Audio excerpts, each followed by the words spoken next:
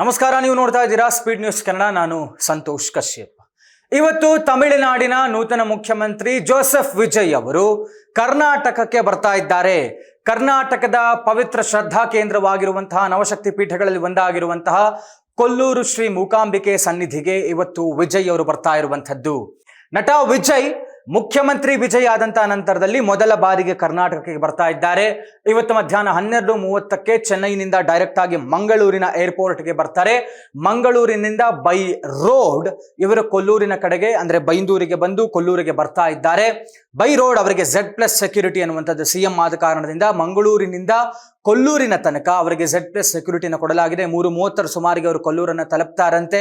ತದನಂತರದಲ್ಲಿ ದೇವಿಯ ದರ್ಶನವನ್ನ ಪಡೆದು ಅಲ್ಲಿಂದ ಪುನಃ 5:30ಕ್ಕೆ ಮಂಗಳೂರಿನಿಂದ ಮರಳಿ ಅವರು ಫ್ಲೈಟ್ನಲ್ಲಿ ಚೆನ್ನೈಗೆ ಹೋಗ್ತಾರೆ ಅನ್ನುವಂಥದ್ದು ಇವತ್ತು ತಮಿಳುನಾಡಿನ ಮುಖ್ಯಮಂತ್ರಿ CM ವಿಜಯ್ ಅವರ ದಿನಚರಿ ಇರುವಂಥದ್ದು. ಕರ್ನಾಟಕಕ್ಕೆ ಅದರಲ್ಲೂ ಕೂಡ ಪ್ರಮುಖವಾಗಿ ಶ್ರೀ ಕ್ಷೇತ್ರ ಕೊಲ್ಲೂರಿಗೆ ಯಾಕೆ ಬರ್ತಾ ಇದ್ದಾರೆ CM ವಿಜಯ್ ಅವರು ಅನ್ನುವಂಥ ಚರ್ಚೆಗಳು ಬೇಕಾದಷ್ಟು ಆಗ್ತಾ ಇದೆ.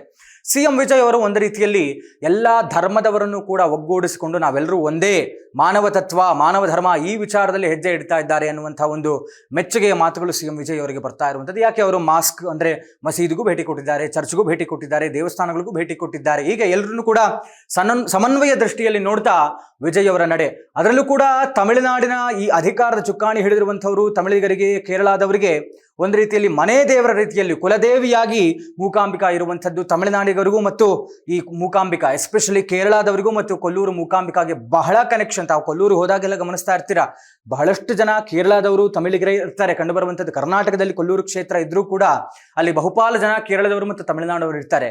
ಯಾಕೆ ವಿಜಯ್ ಅವರು ಕೂಡ ಈ ಒಂದು ನಡೆಯನ್ನು ಅನುಸರಿಸ್ತಾ ಇದ್ದಾರೆ ಅಂತಂದ್ರೆ, ಅಧಿಕಾರದ ಚುಕ್ಕಾಣಿಯನ್ನು ಹಿಡಿದಿರುವಂತಹ ಎಲ್ಲ ನಟರೇ ಅಂದ್ರೆ ಮಾಜಿ ಮುಖ್ಯಮಂತ್ರಿಗಳು, ತಮಿಳುನಾಡಿನ ಮಾಜಿ ಮುಖ್ಯಮಂತ್ರಿಗಳೇನಿದ್ದಾರಲ್ಲ ಅದರಲ್ಲೂ ಕೂಡ ನಟ MG ರಾಮಚಂದ್ರನ್ ಅಪ್ಪಟ ಕೊಲ್ಲೂರು ಮೂಕಾಂಬಿಕೆಯ ಪರಮ ದೈವ ಭಕ್ತರು. ಅವರು CM ಆದಂಥ ನಂತರದಲ್ಲಿ ಕೊಲ್ಲೂರಿಗೆ ಪ್ರತಿ ಬಾರಿಯೂ ಕೂಡ ಭೇಟಿ ಕೊಡ್ತಾ ಇದ್ರಂತೆ. ವಿಶೇಷವಾದಂಥ ಪೂಜೆಯನ್ನು ಸಲ್ಲಿಸಿ ದೇವಿಗೆ ಅವರು ಚಿನ್ನದ ಕಿರೀಟವನ್ನ, ಚಿನ್ನದ ತ್ರಿಶೂಲವನ್ನ, ಈ ರೀತಿ ಎಷ್ಟೋ ಆಭರಣಗಳನ್ನ ದೇವಿಗೆ ಉಡುಗೊರೆಯಾಗಿ ಅಂದರೆ ಅವರು ಸಮರ್ಪಣೆ ಮಾಡಿದ್ದಾರೆ ದೇಣಿಗೆಯಾಗಿ. ಪ್ರತಿ ಬಾರಿಯೂ ಕೂಡ MG ರಾಮಚಂದ್ರನ್ ಅವರು ಕೊಲ್ಲೂರಿಗೆ ಭೇಟಿ ನೀಡಿ ವಿಶೇಷವಾದಂಥ ಪೂಜೆಯನ್ನು ಸಲ್ಲಿಸ್ತಾ ಇದ್ರಂತೆ.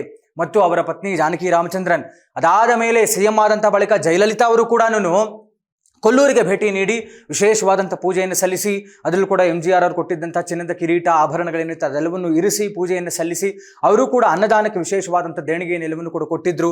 ಇದೇ ರೀತಿಯಾಗಿ ಇಳಿಯರಾಜ ಅವರು ಸಂಗೀತ ಮಾಂತ್ರಿಕ, ಅವರು ಕೂಡ ಕಳೆದ ವರ್ಷವಷ್ಟೇ 4 ಕೋಟಿ ರೂಪಾಯಿ ಮೌಲ್ಯದ ವಜ್ರದ ಆಭರಣಗಳನ್ನು ಕೊಲ್ಲೂರು ಮೂಕಾಂಬಿಕಾ ಮತ್ತು ವೀರಭದ್ರ ಸ್ವಾಮಿಗೆ ಇಬ್ಬರಿಗೂ ಕೂಡ ಖಡ್ಗ ಮತ್ತು ವಜ್ರದ ಆಭರಣಗಳನ್ನೆಲ್ಲವನ್ನು ಕೂಡ ಅವರು ಸಮರ್ಪಣೆ ಮಾಡಿದ್ರು. ಅಂದ್ರೆ ತಮಿಳುನಾಡಿನವರಿಗೂ ಮತ್ತು ಅದರಲ್ಲೂ ಕೂಡ ಪ್ರಮುಖವಾಗಿ ಚಿತ್ರರಂಗದವರು ಮತ್ತು ಈ ಅಧಿಕಾರದ ಚುಕ್ಕಾಣಿ ಇರುವಂತಹ ರಾಜಕೀಯದ ಮುಖಂಡರು ಏನಿದ್ದಾರಲ್ಲ ಮಾಜಿ ಮುಖ್ಯಮಂತ್ರಿಗಳು, ಅವರೆಲ್ಲರಿಗೂ ಕೂಡ ತಮಿಳುನಾಡಿಗರಿಗೆ ಈ ಒಂದು ಕೊಲ್ಲೂರು ಮೂಕಾಂಬಿಕಾ ಕ್ಷೇತ್ರ ಜೊತೆ ವಿಶೇಷವಾದಂತಹ ಒಂದು ಸಂಬಂಧ.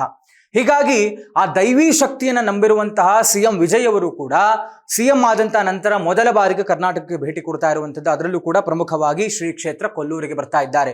ಇವರು ಕೂಡ ಆಗಮಿಸಿ ವಿಶೇಷವಾದಂತಹ ಪೂಜೆಯನ್ನು ಸಲ್ಲಿಸಿ ನಾಡಿನ ಒಳಿತಿಗೆ ಅಂದರೆ ತಮಿಳುನಾಡಿನ ಒಳಿತಿಗೆ ಮತ್ತು ಅವರ ಉತ್ತಮವಾದಂಥ ಆಡಳಿತಕ್ಕೆ ಅವರ ಶಕ್ತಿಯನ್ನು ಕೊಡುವಂಥ ನಿಟ್ಟಿನಲ್ಲಿ ದೇವಿಗೆ ವಿಶೇಷವಾದಂಥ ಒಂದು ಪ್ರಾರ್ಥನೆಯನ್ನು ಸಲ್ಲಿಸಿ ಎಲ್ಲರ ಪರವಾಗಿ ಪ್ರಾರ್ಥನೆಯನ್ನು ಮಾಡಿ ಅವರು ಕೂಡ ಮರಳಿ ಚೆನ್ನೈಗೆ ತೆರಳುತ್ತಾರೆ ಅನ್ನುವಂಥ ವಿಚಾರ.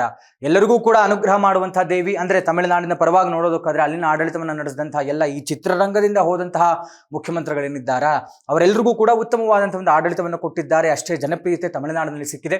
ಅದೇ ರೀತಿ ಜನಪ್ರಿಯತೆ ಈಗಾಗಲೇ ಇದೆ. ನಟ ವಿಜಯ್ ಅವರಿಗೆ ಅಪಾರವಾದಂತಹ ಅಭಿಮಾನಿ ಬಳಗ, ಒಳ್ಳೊಳ್ಳೆ ಚಿತ್ರಗಳನ್ನು ಕೊಟ್ಟಿದ್ದಾರೆ, ಚಿತ್ರರಂಗಕ್ಕೆ ಒಳ್ಳೆ ಸೇವೆಯನ್ನು ಮಾಡಿದ್ದಾರೆ.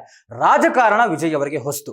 ಕನಸನ್ನ ಕಂಡಿದ್ರು, ಅದೇ ಮಾದರಿಯಲ್ಲಿ ಎಲ್ಲ ತಯಾರಿಯನ್ನು ಮಾಡಿಕೊಂಡ್ರು. TVK ಪಕ್ಷ ಅಭೂತಪೂರ್ವವಾದಂಥ ಮೊದಲ ಪ್ರಯತ್ನದಲ್ಲಿ ಸಿಂಗಲ್ ಲಾರ್ಜೆಸ್ಟ್ ಪಾರ್ಟಿಯಾಗಿ ಹೊರಹೊಮ್ಮಿತು, ಸರ್ಕಾರವನ್ನು ರಚಿಸಿದ್ದಾರೆ, ನೂತನ ಮುಖ್ಯಮಂತ್ರಿಯಾಗಿದ್ದಾರೆ, ಒಂದಷ್ಟು ಒಳ್ಳೆಯ ಮಹತ್ವದ ಘೋಷಣೆಗಳನ್ನು ಮಾಡಿದ್ದಾರೆ, ಉತ್ತಮ ಆಡಳಿತವನ್ನು ಕೊಡಬೇಕು, ಮರಳಿ ಮತ್ತೆ ನಾವು ಅಧಿಕಾರಕ್ಕೆ ಬರಬೇಕು ಅನ್ನುವಂಥ ಲೆಕ್ಕಾಚಾರದಲ್ಲಿ ವಿಜಯ್ ಇದ್ದಾರೆ. ಹೀಗಾಗಿ ಎಲ್ಲರನ್ನು ಒಟ್ಟಿಗೆ ಸೇರಿಸಿಕೊಂಡು ಹೋಗ್ತಾ ಇರುವಂಥ ವಿಜಯ್ ಅವರಿಗೂ ಕೂಡ ದೇವಿ ಮೂಕಾಂಬಿಕೆ ಆಶೀರ್ವಾದ ಇರಲಿ. ಅವರು ಕೂಡ CM ಆದಂಥ ನಂತರದಲ್ಲಿ ಇವತ್ತು ಶ್ರೀ ಕ್ಷೇತ್ರಕ್ಕೆ ಬಂದು ಪ್ರಾರ್ಥನೆಯನ್ನು ಸಲ್ಲಿಸಿ ಪೂಜೆಯನ್ನು ಸಲ್ಲಿಸ್ತಾ ಇದ್ದಾರೆ. ಎಲ್ಲರಿಗೂ ಕೂಡ ದೇವಿ ಮೂಕಾಂಬಿಕೆ ಅನುಗ್ರಹಿಸಿದಂತೆ ವಿಜಯ್ ಅವರಿಗೂ ಕೂಡ ಅನುಗ್ರಹಿಸಲಿ. ಉತ್ತಮವಾದಂಥ ಆಡಳಿತವನ್ನು ನಾವು ಕೂಡ ತಮಿಳುನಾಡಿನ ಮುಖ್ಯಮಂತ್ರಿ ವಿಜಯ್ ಅವರಿಂದ ನಿರೀಕ್ಷೆ ಮಾಡೋಣ. ಇದಾಗಿತ್ತು ಈ ಹೊತ್ತಿನ ವಿಶೇಷ. ನೋಡ್ತಾ ಇರಿ ಸ್ಪೀಡ್ ನ್ಯೂಸ್ ಕನ್ನಡ, ಸುದ್ದಿ ನಿಮ್ಮದು, ವೇಗ ನಮ್ಮದು.